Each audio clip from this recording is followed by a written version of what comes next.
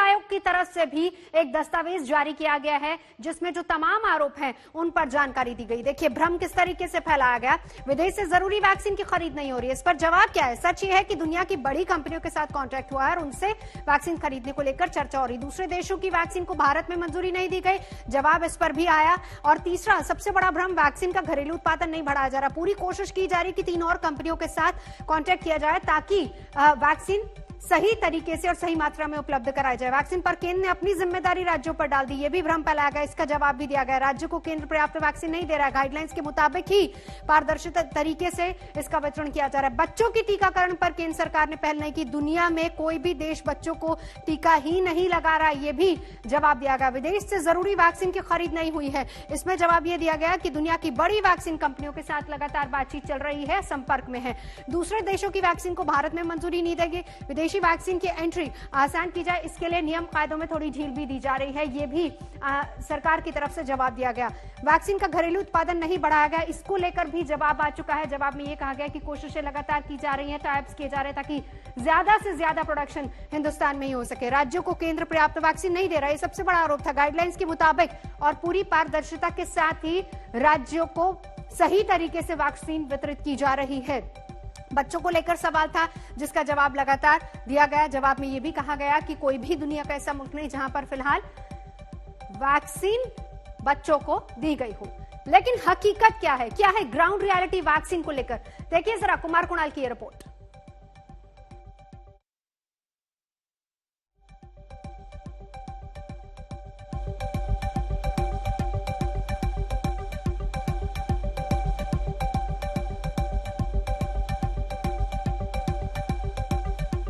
हो रही है, कई जगहों पर टीके लग रहे थे, लेकिन दिल्ली समेत कई राज्य ऐसे हैं जहां पर अब टीकाकरण कम से कम सरकारी केंद्रों पर पूरी तरह से बंद हो गया है। हम एक ऐसे ही केंद्र पर खड़े हैं जो कि नई दिल्ली इलाके में आता है और यहां पर आप देख सकते हैं कि ये टीकाकरण कक्ष है और ताला लटका हुआ है, यानी कोई भी टीकाकरण नहीं चल रहा है। तो ये जो फिलहाल जिस तरीके से 18 से 44 साल और यहां तक कि 45 से ऊपर जो आयु वर्ग है उसके लिए वैक्सीन खत्म है और इसीलिए कम से कम मई के महीने में तो पूरी तरह से ये टीकाकरण केंद्र बंद रहेंगे। अब बात यह है कि लगातार आरोप प्रत्यारोप का दौर जारी है कि आखिरकार टीके की सप्लाई क्यों नहीं हो रही है, जहां केंद्र कह रहा है कि राज्य सरकारों ने अपने स्तर पर टीके को खरीदने के लिए जो कार्रवाई करनी थी वो किया नहीं और दिल्ली सरकार केंद्र पर कर रही है कि जितना उसके खाते में टीका आना चाहिए वो मिल नहीं रहा है। ऐसे में उम्मीद यही है कि जून के महीने की शुरुआत में दिल्ली को 5 लाख टीके और मिल जाएं, लेकिन क्या उतना काफी होगा या फिर जहां तक बात यह है कि दिल्ली आगे और भी कंपनियों के साथ बात करेगी। मुख्यमंत्री अरविंद केजरीवाल ने साफ तौर पर कहा है कि स्पुतनिक के साथ इस वक्त बातचीत चल रही है और भी बाकी कंपनियां हैं जिनके साथ दिल्ली सरकार लगातार संपर्क में है। साथ ही साथ बच्चों को यानी 12 साल से ऊपर के बच्चों को भी वैक्सीन देने की वकालत अरविंद केजरीवाल लगातार करते आ रहे हैं।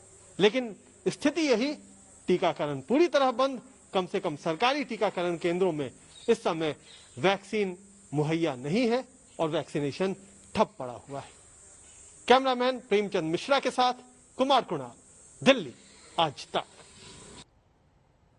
और आपको बता दें कि अहमदाबाद में प्राइवेट अस्पतालों ने भी ड्राइव थ्रू वैक्सीनेशन का कार्यक्रम आज से शुरू कर दिया है और ऐसे में एक वैक्सीन की कीमत 1000 रुपए रखी गई है।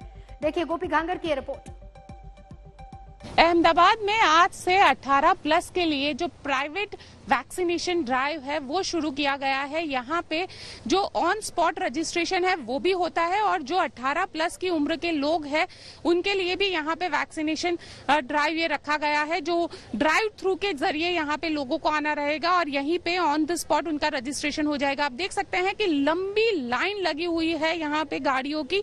जो लोग यहाँ पे आ रहे हैं सुबह से लगभग 2-2, 3-3 घंटे तक वो इंतजार करते हैं, उसके बाद उनका टर्न यहाँ पे आ रहा है क्योंकि सुबह से ही लंबी लाइन यहाँ पे लगी हुई, लेकिन इसके लिए लोगों को करीब 1000 रुपए पे करना पड़ रहा है। कोविशील्ड का ये वैक्सीन उनको दिया जा रहा है, लेकिन उसके लिए यहाँ पे जो चार्जेस रखे गए हैं वो करीब 1000 रुपए के चार्जेस यहाँ पे रखे गए हैं। लगातार जो लोग हैं वो कोशिश कर रहे थे कि उनका रजिस्ट्रेशन हो जाए, लेकिन उनका रजिस्ट्रेशन जो है वो पोर्टल पे नहीं हो पा रहा है। उसके बाद यहाँ पे स्पॉट रजिस्ट्रेशन के जरिए वैक्सीनेशन के लिए आए हैं, उन्हीं से बात करते हैं। ये बताइए, आपने कितनी बार अब तक वैक्सीनेशन के लिए कोशिश की थी?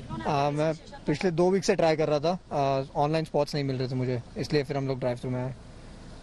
ये बताइए कि आमतौर पर जो ऑनलाइन रजिस्ट्रेशन होता है, फ्री में वैक्सीन दिया जा रहा है। 1000 रुपए कोविशील्ड का वैक्सीन है जिसका प्राइस जो है वो 250 रुपए रखा गया है, क्या कहेंगे आप? आई थिंक प्राइस तो अभी कन्वीनियंस के लिए पे कर रहे हैं आप, फ्री ऑफ कॉस्ट मिल ही रही है, बट स्पॉट्स नहीं मिल रहे। और कोई कोई की फैमिली में ओल्ड पीपल है, जैसे मेरी फैमिली में, इनकी फैमिली में, तो 1000 रुपीज बहुत कम प्राइस है कि हम उनकी लाइफ सेव करने के लिए वैक्सीन तुरंत ही ले लें। तो हमारे लिए आई थिंक बनता है कि हम लोग फटाफट वैक्सीन ले लें, तो 1000 रुपीज ज्यादा नहीं लगते। यहाँ पे जो लोग हैं आप देख सकते हैं कि कई लोग ऐसे हैं जो यहाँ पे कई बार उन्होंने पिछले जब से पोर्टल खुला है 18 से 44 का लेकर तब से ये कोशिश कर रहे हैं, लेकिन उनको वैक्सीन नहीं मिल पाया था। इनसे बात करने की कोशिश करते हैं। ये बताइए, आपने कितनी बार कोशिश की वैक्सीनेशन के लिए, रजिस्ट्रेशन करवाने के लिए? 20 से ज्यादा बार की, 2 हफ्तों से पिछले। और यहाँ कितने वक्त से खड़े हुए? सुबह 7:30 का आया हूँ, ऑलमोस्ट 4 घंटे होने को आया अभी। 4 घंटे में मेरा नंबर आया। बिल्कुल 4 घंटे में नंबर आया है। और यहाँ पे करीब 1000 रुपए के जरिए जो कॉरपोरेशन है, अहमदाबाद म्यूनिसिपल कॉरपोरेशन, और जो प्राइवेट हॉस्पिटल है उसके जरिए मिलकर ये वैक्सीनेशन ड्राइव चलाया जा रहा है। कोविशील्ड का वैक्सीन दिया जा रहा है, लेकिन जो दाम तय किए गए हैं वो 1000 रुपए है। हालांकि जो लोग यहाँ पे आ रहे हैं वो, उनका ये मानना है कि ये कन्वीनियंस का प्राइस है, ऑनलाइन रजिस्ट्रेशन नहीं हुआ जिस वजह से वो इतना पैसा फिलहाल दे रहे हैं। कैमरामैन उज्जवल ओझा के साथ गोपी घांगर, अहमदाबाद आज तक।